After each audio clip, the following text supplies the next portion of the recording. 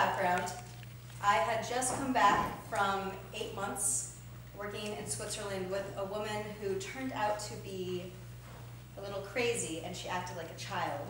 And I was supposed to be a nanny for her 3 children. So I'm come back from that exhausted, drained, and having been taking care of 4 children, essentially, for the last 8 months.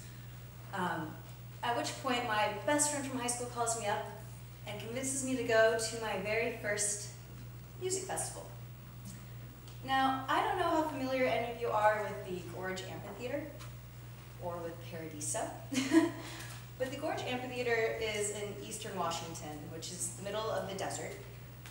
During the day, the temperatures go up to the low hundreds, and the night goes down to the 50s. So every year, some drunk kid goes out to the middle of the desert and dies of exposure. And Paradiso is particularly bad because it gets all these kids in their early 20s who really, really love house music and goes for 50 hours straight without a bass drop in sight. So my friend convinces me to go, and it's great. I end up going with him and all of his college friends whom I've never met before, and they're having a blast. They're all in their early 20s also, and they're just childlike and free and loose, and you know, it's great. But I just feel like this stick in the mud, adult-like person there, and I can't really relax. I can't really have fun, and with the instance, I kind of want to just die. But you know, it's going fine, and it's fun until the last day of the festival. At which point, my very best friend, we'll call him Tyler. That's not his name. Takes, for lack of a better term, a fuck ton of acid without telling any of us. And he just essentially loses his shit in the middle of this crowd while we're waiting for Tiesto. And so here he is. He is frothing at the mouth. He's just like babbling incoherently, essentially, and dancing around insanely. And we're trying to figure out what to do. And here's a little bit more picture. I'm about 5 feet tall and 100 pounds, give or take, on a good day. He is probably 5'6", outweighs me by maybe 40 pounds tops. All of his friends from college are these big football player type guys at 200, 300 pounds, 6'2". But despite all of that reasoning, where I'm the smallest person in the group, and Tyler is the second smallest, and he's the one losing his shit, it is decided without my total agreement that I am going to be the one taking care of him. And we'd already watched a few people be carted away by the police due to public indecency, being drunk, for carrying. And of course, none of us were carrying that day, but we were concerned for our friend.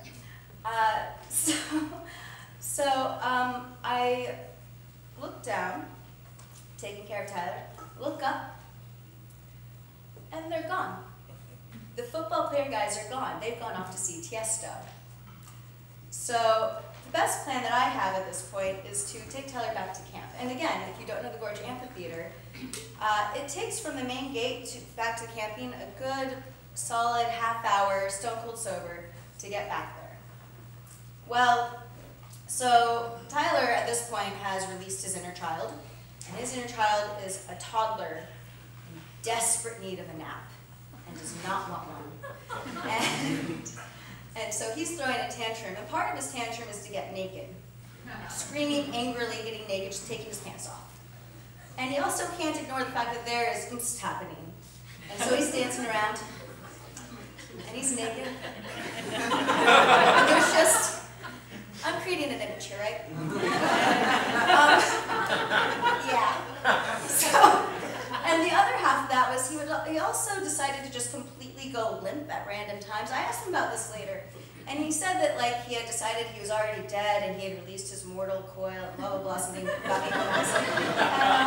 And so you just go completely boneless on the ground. And so I like dragged my friend who outweighs me by 40 pounds, pull his pants up, and he'd rouse himself and get up again and start, getting naked and doing the whole thing again. So this was not super easy. And I don't know if you've ever tried to drag a half-naked, partially semi-conscious man across security before. And, it's a lot easier than you think, actually. They didn't ask me any questions, like at all. They might have taken pity on me. I was the sad, unemployed 22-year-old, adult person taking care of the naked guy. I don't know. They didn't ask me any questions at all. About 20 feet after security, he went limp again with his pants packed down. I just dragged him and pulled his pants up again, and it was fine.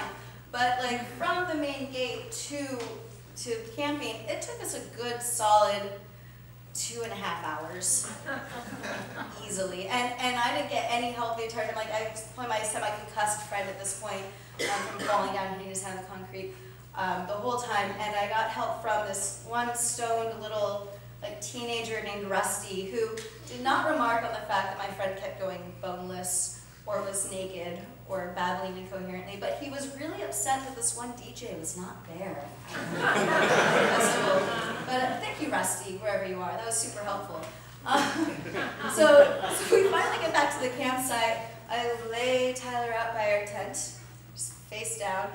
I open up his tent to get the bed ready for him to lie down in. And it's like with a real toddler, where you look away for 1 second, and they're gone, like football players, or an actual toddler. And I look away, and he's gone. And somehow, even though I had to drag him this whole way bodily, he magically has the dexterity and physicality to get up and leave. And I look out beyond, and I see a naked man running away with a line of clothes, a trail of clothes behind him, going out to the campsites and the desert beyond, where I can't let him go. He'll die. And I also still have my nanny voice. I've had this nanny voice I developed while I was a nanny for those 3 children and a lady. And it worked amazingly well. I ran after Tyler, just fucking went, and just screamed, "Tyler, middle name, last name, you get back here right now, mister." And it worked. He stopped. He slumped. Charlie Brown walked back, wah, wah, wah. "Pick up your clothes, all of them," and he did. Has a nice, neat little pile. This stark naked man comes walking back. Shoes, too. Who knew?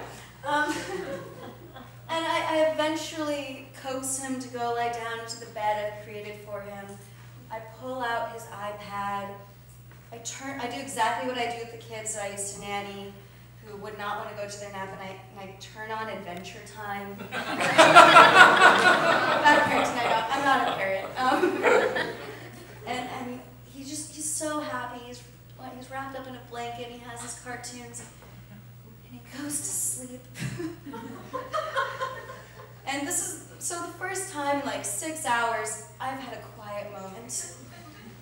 And I just remember how it felt to have those quiet moments as a nanny. So first quiet moment in 8 months, in 6 hours. And I can relax and enjoy myself.